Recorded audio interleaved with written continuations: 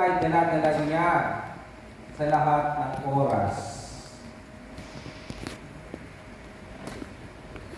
Kahit sa kanyang pagtato, anuman ang kanyang gawin, isip niya ay nandoon sa kanyang suliranin.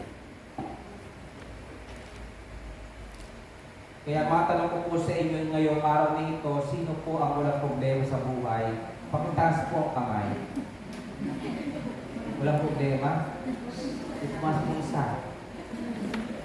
Mas isla po sabihin ko sa inyo. Sabihin ko sa inyo, welcome to National Mental Hospital.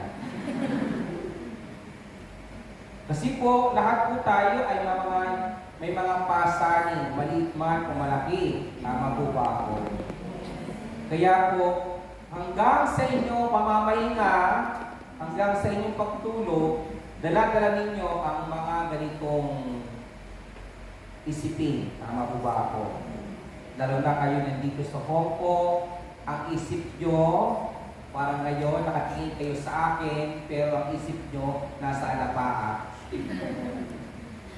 Kasi ang iniisip ninyo, malapit yung Pasko, your concern is more on your family, how they will spend their Christmas far from you. Tama po ba ako? Amen. Kaya ang isip nyo, puro pira. Ibig sabihin, wala po nakakaligtas sa ganitong mga suliranin.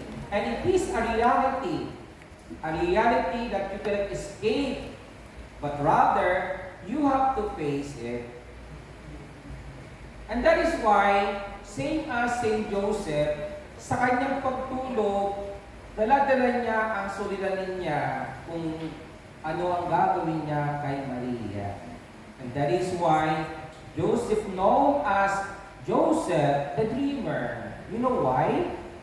Kasi sa panaginip, doon nagbibigay ng mensahe ang Diyos. Kaya naman, pag may nanaginip, ay, mataya nga sa wete. Ano kaya ang magandang anunsyo? Para sa Pilipinas, kung ano-ano, kung ano pa, napaginipan ko kanil ay, itaya ko yan, pagtsyo. Iba't ibang mga anunsyo. Pero this time, it is different. Try to make a different perspective in this kind of theology. How come that Joseph gave an important role? And remember, Joseph has a supporting role in our total redemption. You know why? Siya ang kakaiba na natatanging maging bahagi ng kaligtasan ng tao. Siya ay a silent man. Wala siyang ni ho, ni ha, no dialogue you can found in the gospel. Pupusta ako sa inyo. May makita kayo? Yan. Sabihin ko sa inyo, wala. Kahit po, tingnan ninyo, biglang nawala si Joseph sa scene. Bakit po? There is a reason. Kasi po, nais ng Biblia na makita po natin ang kahalagahan ng isang tao. Sabi dito, si Jose ay isang matuwid, a righteous man. Tanungin sa katabi mo, matuwid ka ba? Are you straight? Ito po mga tanong, ano? When you say righteous, ngayong araw na ito, dalawang bagay lang po ang inais kong ipahagi sa inyo. When you say righteous, you are a sensitive man. What I mean, alam mo at dama mo ang nararanasan ng iyong kapwa. And that is what we call empathy. Hello. Amen. Diba po ba, kapag makita lang natin yung ating kasama dito, kahit hindi magsalita, ramdam mo na meron siyang dinadalang suliranin. Yes or no? Yes. Yung kung sinabi mo, kumusta? Iiyak na agad, ano? Pag ikaw umiyak na rin. Kasi nga, that show your own education of being how to empathize. Ramdam mo kung ano ang nararamdaman ng isang tao. And that is a righteous, to become sensitive. Yan.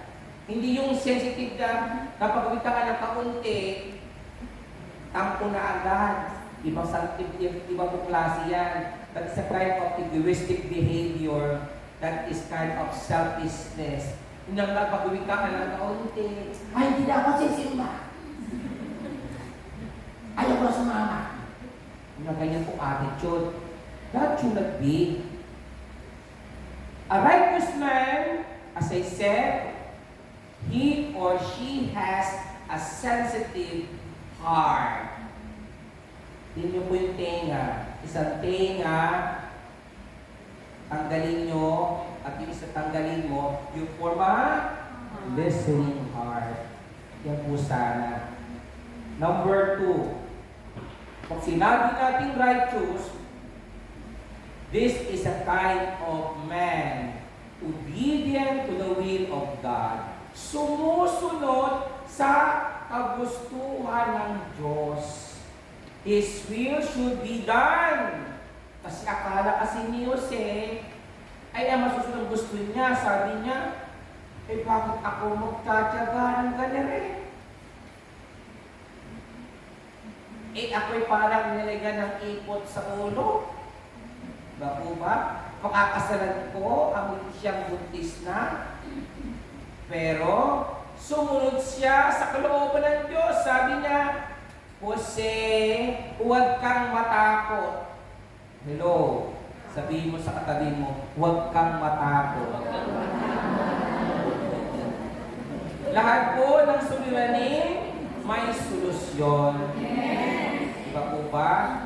Kahit anong bigat, yan ay kaya natin. Basta kasama ang Diyos. Ngayon tanong ko, sino sa inyo may problema? Taas ang kamay. Lahat. Siyempre.